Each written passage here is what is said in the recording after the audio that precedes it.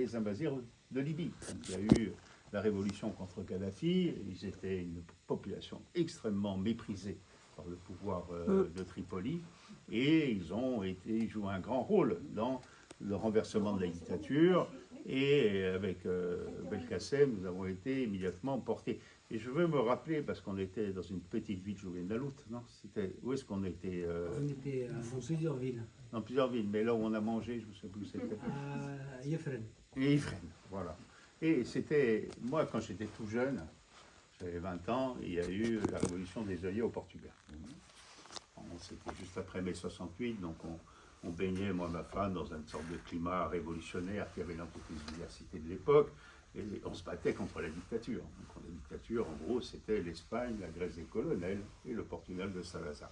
Et quand il y a eu cette révolution des œillets, c'était un immense espoir. Donc on a sauté notre quatraine, on a été jusqu'au Portugal. Et quand on est arrivé au Portugal au mois de juillet, juste après, c'est incroyable le vent de liberté qui soufflait là-bas. Mais j'ai ressenti la même impression quand je suis arrivé dans la Frame de Fussanao. C'était une impression de liberté, c'était quelque chose de tellement enthousiasmant, de tellement intéressant. Ensuite, la géopolitique est ce qu'elle est, et la Libye n'est pas arrivée, le moins qu'on puisse dire, à une situation enviable pour les populations qui y vivent. Mais la volonté de liberté, elle existe là-bas. La volonté de liberté, elle existe en Kabylie, elle existe dans toutes les zones. Bon, j'avais eu affaire aussi, et c'est un moment tragique pour eux, sur la question des Touaregs au Mali, l'Azawad, situation qui était très très délicate parce que, au nom de la lutte contre l'islamisme, on s'apprêtait à mettre tout le monde sous le même tapis de bombe, les islamistes et les nationalistes Touaregs de l'Azawad. Et là, au Parlement européen, on a fait une mobilisation considérable. Je pense que ça a eu un peu d'effet. En tous les cas, la diplomatie française a été beaucoup plus prudente vis-à-vis des populations Touareg que ne l'était au départ. Et cela a été tellement affirmé que ça a fini par la situation actuelle. Parce que ce qui fait que Bamako ne supportait plus l'armée française, c'est que l'armée française était garante d'accords qui défendaient les intérêts des Touaregs. Et c'est pour ça que, en gros, le vrai fond, c'est celui-là. Donc voilà, donc situation complexe parce qu'il y a des situations différentes. Des fois, c'est le pouvoir endogène, celui de l'Algérie. Des fois, c'est le pouvoir exogène, celui de Bamako, parce que, bon, qu'on le veuille ou non, entre le nord du Mali et le sud du Mali, il n'y a aucun rapport, à part une frontière héritée de la colonisation française, bizarrement tracée par je ne sais quel général. Par une règle. Voilà. On a fait une règle, une ligne droite. L'Algérie, il y a eu un combat de libération qui a fait de l'Algérie une réalité quand même un peu plus probante que ce que le Mali. Mais à l'intérieur de l'Algérie, mais dans différentes zones, il n'y a pas que la Kabylie, il y a cette répression contre la diversité culturelle. Et c'est là qu'il y a un combat à mener. Alors c'est un combat qui est compliqué, qui est difficile, mais les combats ne se perdent que quand on les abandonne. Si on les continue, on finira bien par les gagner. Je veux dire avant là-dessus, alors si vous êtes là ce soir, c'est que vous avez compris qu'on n'a pas l'intention de nier ou d'invisibiliser le sujet, c'est qu'on considère qu'il existe. On a mis dans notre projet clairement écrit l'autodétermination des peuples dans le cadre de l'état de droit, parce qu'aujourd'hui, quand on parle de l'état de droit, ça veut dire le fait qu'on respecte les droits des peuples aussi.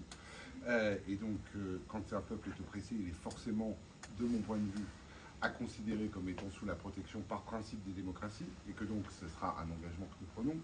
Donc, partons du principe qu'aujourd'hui, l'Europe ne peut pas se revendiquer, et vous ne m'avez pas compris tout à l'heure parce que je me suis mal exprimé. Mon sujet, c'est pas de vouloir rendre le monde absolument changé. Mon sujet, c'est de dire ce que vous défendez correspond simplement à mes valeurs. Et donc, pour le dire plus nettement, et pour ce qui concerne aujourd'hui notre liste, c'est clairement de dire que dès qu'un peuple est oppressé, on est sorti de l'état de droit, en fait. Parce qu'il n'y a pas d'état de droit quand il n'y a pas de démocratie et pas de respect des droits de l'homme aujourd'hui appliqués, et notamment au regard de l'Europe.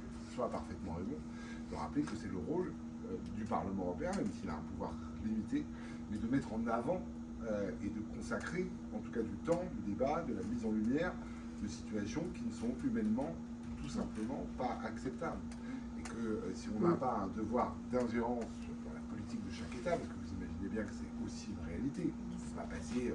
L'Europe n'est pas le chef du monde qui va dans chaque État dire ce qu'il y a le bien et le mal.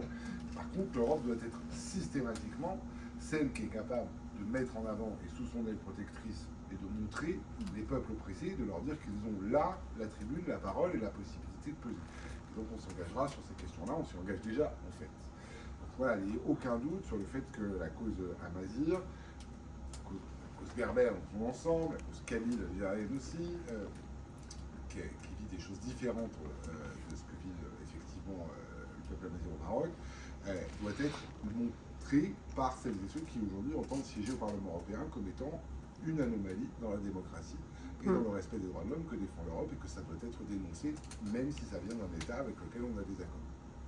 Moi, je reviens quand même tout à l'heure. Ouais, excuse-moi, mais je reviens quand même. Parce qu'on parlait de la langue arabe qui est en train d'être acceptée ou proposée dans des écoles ici en France ou ailleurs. Il faut savoir que cette langue arabe classique, c'est la langue de personne. Il n'y a aucun peuple au monde, dans le monde arabe, qui parle cette langue. Il s'agit d'une langue d'origine assyrienne-persique qui était enseignée par, ils avaient récupéré le Coran qui n'était pas à eux. Donc, elle est en train d'être en fait, officialisée dans tous les pays. C'est un moyen, un rouleau compresseur qui nous écrase. Je donne un exemple simple. Vous, les Français, vous apprenez le français à l'école, vous le parlez à l'extérieur. L'arabe classique qui est apprise dans toutes les écoles, dans le faux monde arabe, personne ne la parle, cette langue. Ça veut dire qu'ils pratiquent, qu'ils sont en train de créer une schizophrénie. On rajoute une couche islamique qui est très dangereuse. Et ça donne des gens, pour moi, c'est des malades, qui n'acceptent personne parce qu'ils créent un imaginaire inexistant et qui n'a jamais existé. Donc moi, j'alerte sur le danger de cette politique de remplacement dangereuse qui fait du mal à tous. Nous souffrons, peut-être nous résistons beaucoup plus que vous, mais demain, l'Europe, ça va vous ruiner et ça commence. Et on voit dans les universités, Sciences Po, etc. Donc il faut être très vigilant sur l'aspect historique et la réalité des choses. Parce que quand on vient, moi on m'a proposé à mes enfants d'apprendre la langue arabe, je dis écoutez, moi j'apprends pas cette langue, parce que même les arabophones algériens ne la parlent pas. Nous avons un derja, un mélange de français, de berbère et tout ça. Donc eux déjà ils la subissent. Et si on apprend cette langue, ils ont accès tout de suite à des textes très dangereux, des textes coraniques très dangereux, très racistes, il faut le dire. Aujourd'hui, il y a des arabophones qui combattent cette secte. Ici en France, on le prend peut-être naïvement. Ils disent que la démocratie, on les accepte, mais faites gaffe.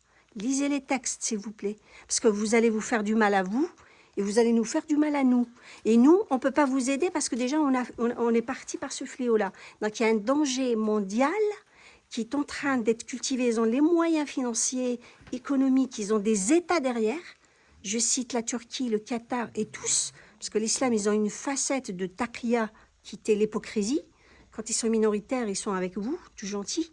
Mais quand ils sont forts, ils vont tous vous écraser et nous écraser avec. Donc c'est juste une parenthèse. Je vais répondre là-dessus tout à l'heure. Oui.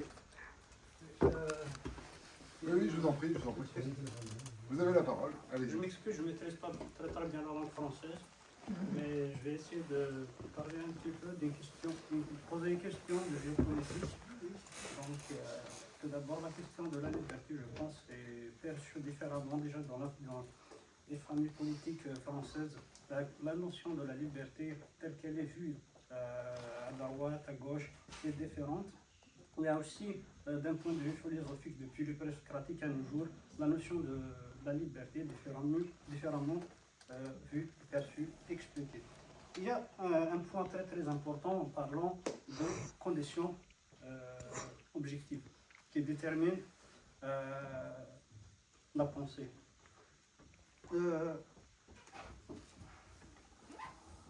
On a vu qu'on parle de minorité.